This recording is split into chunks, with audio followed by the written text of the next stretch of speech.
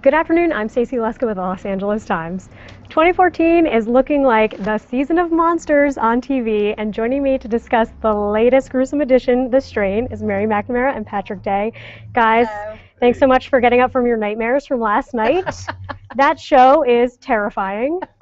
I watched it in daylight. Why is TV wanting to scare the you-know-what out of me so bad this year? I don't know. Were you terrified? I wasn't terrified. I was excited. I think anytime you get you want to know more and you want to see what happens, and you just they don't hold back, and they give you heads getting smashed against the pavement. Yes. You want to see more. Absolutely. Well, I think that last night was the pilot of The Strain, which is the new vampirific show from FX, and so it's the pilots always set the bar as high as it's going to go. I feel. I mean, it's like they want to show you, okay, here's what this show is going to do. So the pilot was incredibly bloody. It was incredibly gross. We saw a head getting smashed on a pavement, which I think is head smashing the new thing. I mean, because we had it in Game of Thrones and it freaked everybody out, and now it's going to become, I guess, an everyday occurrence. It's like, remember when scanners? Remember the scanners had exploding? Mm-hmm. That was the one. I mean, that like freaked me out for years. Right. It still will freak me out when I get a really bad headache. I'll think, oh my God, here it goes. But so I think that as I've seen 4 episodes, and it is undeniably bloody and at times very gross, because the vampirism in this particular show is not at all sexy. It is like gross and snaky and wormy and all of that stuff. But I think that, when you come out of the box, you want to establish, like, your perimeter. This is how far we're going to go. Yeah. So they went pretty far in the pilot. Well, we were talking about this earlier, Patrick and I was saying, how are these vampires? They're not cute. I don't want to date them. They don't sparkle. Yes. Which is exactly why I love it. Yeah. I am so sick of, like, having monsters that are dateable or crushable. I just feel like we have so ruined the idea of why we created monsters, which was to explore all of the dark and nasty and twisty, turny things, and we turn them into pinup boys. Yes. Right. Like, and it's interesting. It's interesting to me that Guillermo del Toro, who co-created the series along with Chuck Hogan, they're based on novels that the two of them wrote together.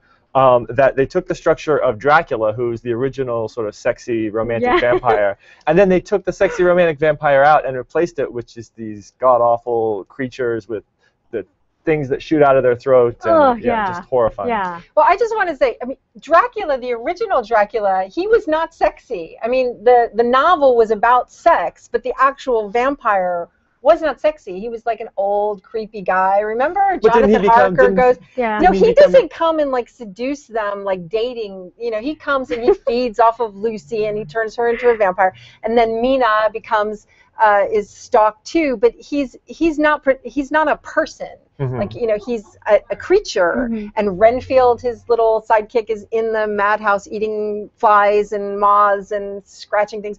So there's no like handsome guy. That was what film did. Film turned him into like kind of Bela Lugosi, and then turned him into like something that was handsome. Yeah. So that the seduction, the sexuality then became participatory. That the women were actually part of it. They were like, ooh, this is kind of cute, and then that brought us all the way to Twilight. So now, but the thing that killed me is like when they have in the pilot, when they have the coffin, which is like 9 feet tall or whatever, and it's filled with dirt.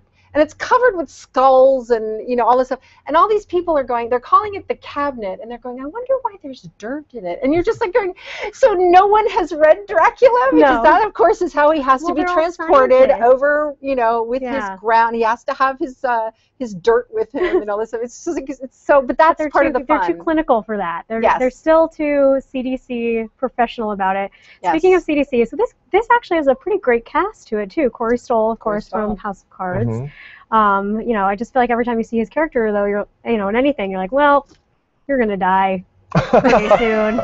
No, he can't. I mean, he's the hero. Mm-hmm. He's the hero. But I gotta say, my favorite character by far is David Bradley, who a lot of people know from Game of Thrones. Yes. He was Walder Frey. And Harry Potter. And Harry Potter. Yeah. But it's so great to see him. He's the sort of the Van Helsing character in this series. And it's so great to see him in a role where he's not villainous and you're hissing at him. You know, you really want to root for the guy. Absolutely. And he is great. And he's great. He was also in Broadchurch. And he did a really wonderful... he's just a wonderful actor. And I think we were talking earlier about like how crazy the pilot is. And then the episodes kind of settle down. And he really does give it like that actorly gravitas so that you... Because he can do, you know, just with a look or with a word, he can, you know, just sort of set a tone that all the CG in the world can't do. And so he is not, I don't know how long, I hope he lasts throughout the whole series. I mean, they are, you know, he does seem very tired, and he clearly needs, he's like gathering a group of new vampire warriors around him in the early episodes. So I'm hoping that he stays for the long haul. Well, that's why he needs all that silver. Yes. So he whips out the sword and then slices his own hand and feeds a beating heart. Oh, yes. Yes. That was really creepy. Very creepy, right? Right. So filled with worms. Filled with worms. The little white worms. Because the worms are what's eating the blood. Because apparently the worms are how the vampirism is transmitted. Anyway. So is he going to end up being some type of like, he also cannot die, and he's been around long enough to see that this is apparently the second time that this is about to happen, because he says, I don't know if I can do it again, but I'll try. Well, we'll find out. Yeah. Yes. I think the key, for me and for a lot of people, is how long will the series go with keeping the vampirism a secret from the audience. I mean, we as viewers know, well, these are vampires and it's getting spread, but you've got the standard, you know, the people in charge are denying it, and you know the people that are making everyday decisions are making bad decisions because they don't realize that there are vampires out there. So it's a question of how long before, you know, the world at large in the terms of the series understands that there are vampires on the loose. Yes. Or will we go through season after season of people sort of continuing to make bad decisions and allowing the vampires to spread? That sounds likely.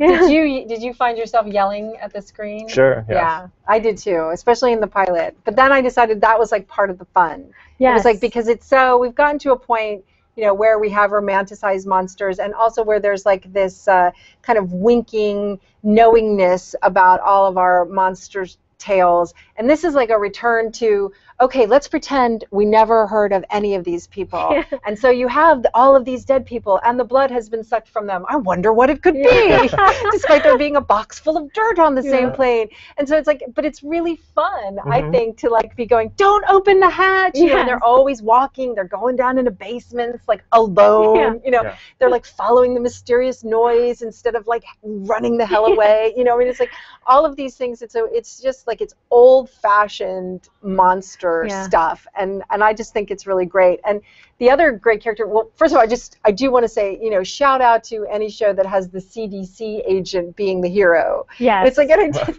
my son and I were looking at Corey Stoll, and I love Corey Stoll, and I'm just sitting here going, do we really trust him to save us from a vampire epidemic? Is he up to the task? But then there's also like this crazy rat catcher who you see just briefly in the pilot, and then in subsequent episodes he comes on a little more strongly, but you're still not sure, and you see like a tough young ex-con come out, and you know, I assume they're all going to come together and like form this kind of unlikely band, and that will be very fun to watch. So. Well, and then he of course gave the famous CDC speech, which is in every movie about any contagion, is the how many times do you touch your face in a day? Right. You know, and I feel like that has become the new thing. Know. How many times that if you've learned nothing from television, don't touch your face. You will learn not to touch your face. I also love and this also happened in The Leftovers, where you have the agent, you know, whether it's the police chief or the CD chief, saying, you know, we have to close the beaches. We can't close the beaches. You know, we have to contain the victims. We have to let them go. You know, the whole idea of like, we don't want this to become a media firestorm. I love that scene. It happens in every show. And she even says like, no press. And exactly. So did you find yourself sitting through the first episode waiting for the big moment where a worm, one of those little white worms, crawls into someone's eyeball? Yes. Because don't you feel we were promised that in the billboards? I know. Like, promised that. We were promised. I was promised worms in the eyeballs. That better come at some point in this season. There were worms, though. There were worms, just not crawling in eyeballs. There were worms squirming around in somebody's face, weren't there? Or yeah. was that later Well, you saw there was the coroner, and the worm kind of crawled into his Oh, his wrist yes. or something. Yes. Yeah. The only thing you saw with the eyes was the little girl in the plane when she has no elasticity in her eyes. Yes. Right. And then the the little blonde scary girl. That's always good. I'm like for that all the Always time. said And to she the blonde speaks scary French. girl. It's like yes for the little blonde French-speaking scary girl. Yes. And there's also the guy who's like the rocker, like the Motley Crue kind of guy. That's kind of weird. Yeah. And he was the only one because then the survivors of the plane go and their eyes start turning blood red, and I'm like, is anybody going to say to them, honey, I think you need to take your contacts out, or like anything, Nope.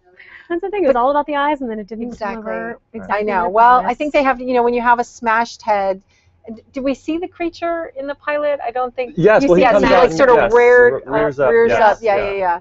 And and that's pretty amazing. Yes. I mean, that's like, ugh. Well, this show, I mean, I think audiences have agreed with you because it was a huge hit on social media, millions of tweets about the show, people so excited about it that maybe the people really were ready for it to go old school. Yeah. Well, old school is perfect for social media because it's all about sitting there. I mean, my son and I watched it and we're just yelling at the screen and saying to each other, it's like going, he's an old guy with a cane with a silver wolf head, for God's sakes, listen to him. I mean, like things like that. And it's like, and at first I was going, oh my God, this show is so clunky. And then I went, I am having the time of my life. I am sitting here just like, and it's just so tweet ready. It's like, I know they were tweeting a lot about Corey Stoll's hairpiece.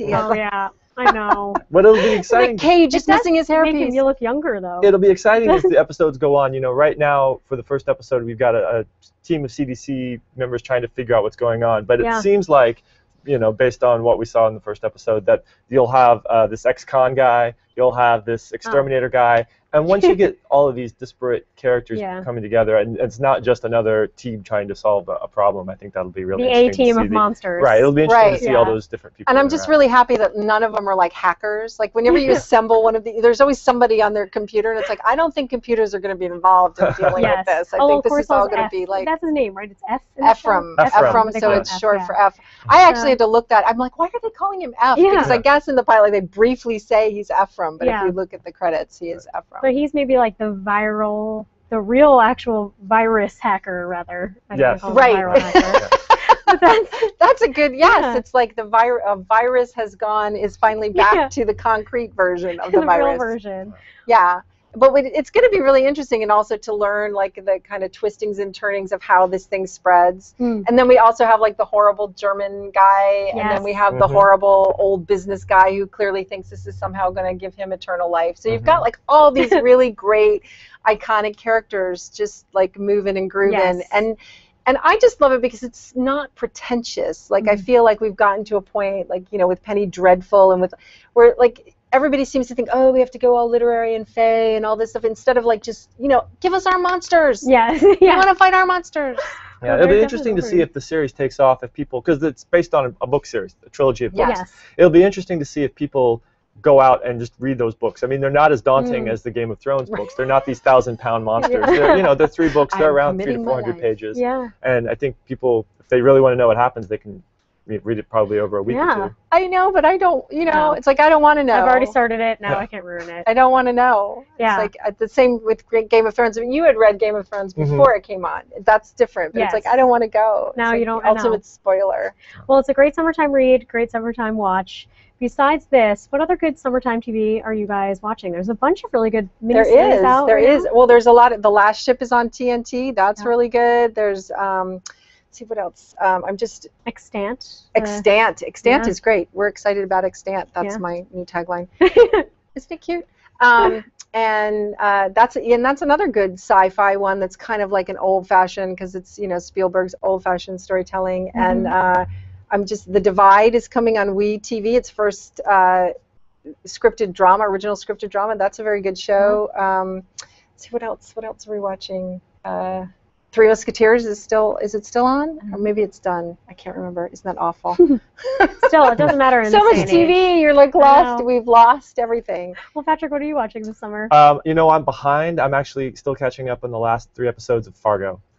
Which is great. I'm really liking it, but so I'm still catching up. But I'm really excited.